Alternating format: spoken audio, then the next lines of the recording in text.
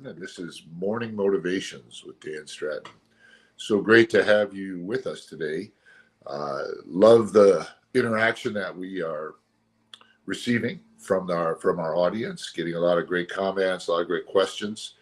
I know a lot of people are going through a lot of stuff right now. So I just want to talk to you today, as I do every week, trying to motivate you. It's very difficult to make good decisions on a daily basis.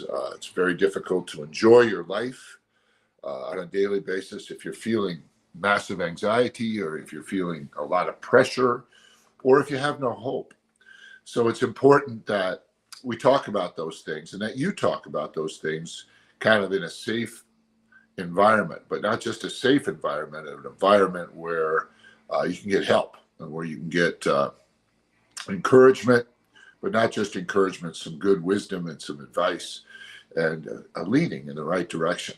You know, I always like to say the answer to every question is a person, but a lot of times we surround ourselves with people who are in worse shape than us. They're more tired, more anxious, more pressured, and we find ourselves in that caretaker role when we ourselves are hurting, or we ourselves are depleted. You know, we're a little exhausted ourselves. So we're going to talk today about being ready, about truly being ready for the day, being ready for our life, but more than being ready, to be kind of in shape for our life. And it's not that easy to do, because a lot of people know how to train physically, but as you know, you got to put pressure on your body to get stronger.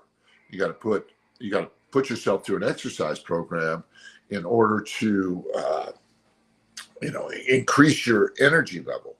But if you put yourself through an energy program without thinking about your sleep, your water intake, and your nutritional intake, then you're going to hurt yourself. You're going to make yourself more tired. Even though you might get a little stronger, you're going to be more tired, more irritable, and you're going to start making bad decisions. So you have to balance your preparation. You have to balance your readiness, which is absolutely what I want to talk to you about today.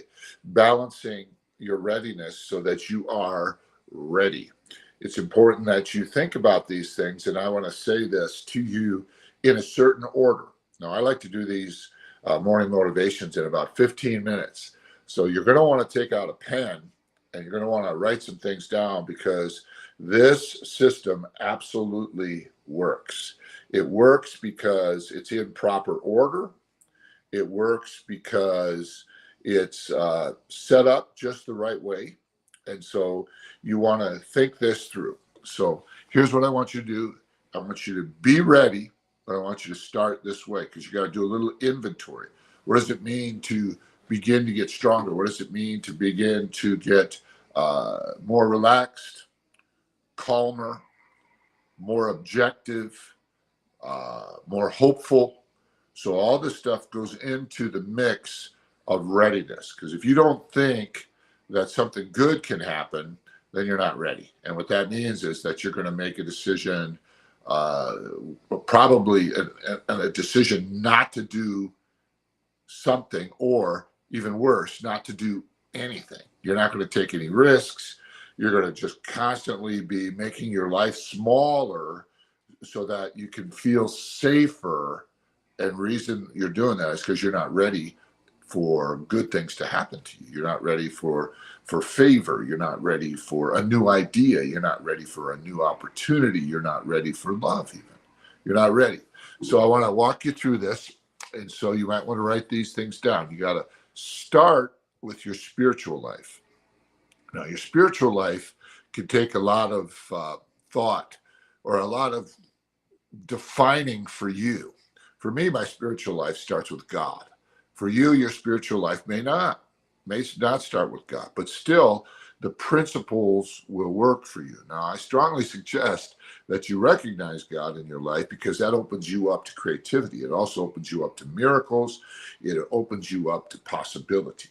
But we can still work the principles if you are absolutely opposed to the idea that God is real. So the way you begin is you begin by assessing and setting goals, your readiness goals, in your quiet time. in your thought life, in your what you choose to think about life. So that starts with a moment, maybe a minute of mindfulness on a daily basis. For me, I like a lot more than a minute. I like at least an hour of just me, quiet time. I call it my hour of prayer. And I spend that time with the Lord. Sometimes my hour of prayer is while I'm walking, all these stuff, but I want to increase my spiritual development. But most of that is casting down negative thoughts. Most of that is choosing what I think about. Choosing what I think about. So sometimes I will go through an exercise that the spiritual life where I am in my quiet time and I choose proactively to think about good things, to think about that God is going to bring me favor. And then your job is, and this is something that mystics and gurus all through history have talked about. They talk about the fact that one of the hardest things to do is to quiet your mind, is to quiet your thoughts, and to turn your thoughts from, going from positive to negative, from wonderful to terrible, and so that they're not just going back and forth, but they're actually just going and they're choosing their thoughts and then managing it and staying focused on a thought that you've chosen and not just a random thought that comes flying into your mind. And that's something that we can start with. So that's part of the readiness. So if you're going to begin your day, set some goals to really think proactively, choosing your thoughts and seeing how long you can do that. Some of you may be able to do it for 10 seconds only. And then be honest with yourself. When some of that random thought comes in again, start over.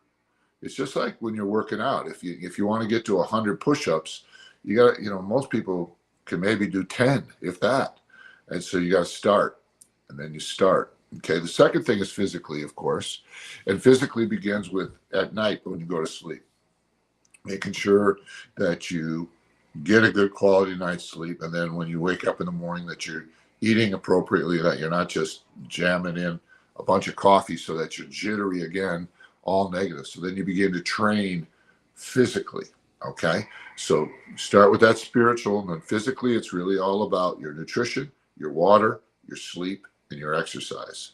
I don't have a lot of time to go through and give you an actual exercise program in there, but set your goals in that. If it's just walking, then walking. If it's getting to the gym and doing some sets of weight, putting some weight on the bar so you can work your muscles. Your muscles are your second brain. It increases blood flow, so that keeps you alive. It keeps off diseases when you get older, like Alzheimer's and those types of things. So you want good blood flow at all times. Okay, so that's the second one is physical. The third one is mental. You always want to be learning. For me right now, I have to go to Cuba in a few days, a couple of weeks.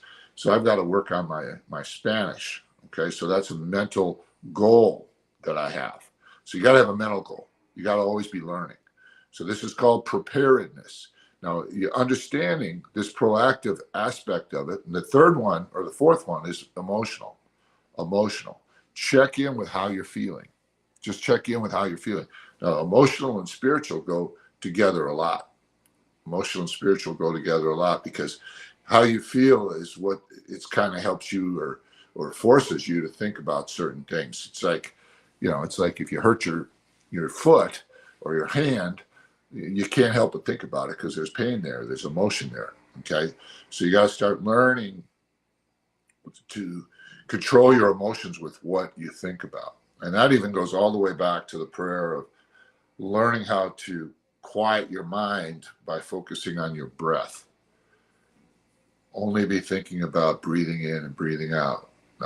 We can go through all Eastern mysticism, we can go through, but this is really goes right back to God. The spirit, the word for spirit or Holy Spirit is the same word for breath. And then that even extrapolates out to the same word for courage, which is really what preparedness is about. so that you have the courage to make a quality decision, to make a quality choice, to be ready to, when something surprising hits you, you've already disciplined yourself to manage it because you've been practicing in your thought life that casting down vain imaginations, controlling your emotions, right? So you're like, I'm not going to, you're trying to make me feel sad. You're trying to make me feel a sense of urgency or pressure in some way. But I've already started my day to day with, I'm going to think about it this way, and I'm going to be productive, and I'm going to be victorious. And I've trained to it. And so that means that I'm strong enough physically, I'm strong enough mentally because I'm learning. And so I'm open to learning. See how this works? So I'm open to, okay, you're bringing me something, you're bringing me information, you're trying to get me to feel your pain, your urgency, your perspective. Okay. I'm open because I'm always open to learn because that's what I do on the mental side of setting goals and being prepared. Okay. So now, but emotionally, I'm also, as I train in my emotions, I'm training the capacity so I can really feel with someone compassionately who's going through a death or a bad emergency, a sickness, financial loss, whatever they're dealing with. I have the capacity. I don't run from it because it's too much stress for me because I'm training to it. I'm ready, right? I'm ready. So now the next one is my relationships. So I assess my relationships, which ones are just like my thoughts. Where do I want to go? Where is this going to build me up? Where is this going to, you know, bring increase? Where is this going to bring productivity, efficiency? So I start to assess my relationships the same way I assess my thoughts, the same way I assess the balance of how I train my body, same way I assess my learning, and same way I assess my emotions. Okay, so this is very, very, very important that you think about this in what we call the balanced scale, what I call the balanced scale. And then the last one, believe it or not, is the financial one, being ready financially. If you're just spending your money willy-nilly and you don't have a plan for your money, you're not going to accumulate it the way that you might like. So you got to think about it. You got to think about it. But notice I put financial last. Most people put financial somewhere towards the front. Physical and financial was where people got to lose weight, got to save money, got to lose weight, need more money.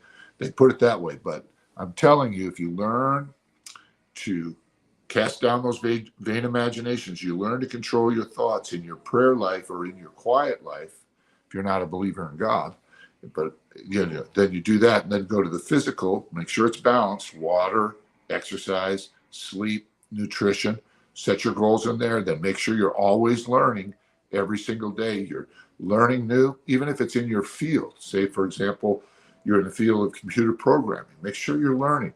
Make sure you're getting stronger. Make sure you're getting better. A lot of people don't read books anymore.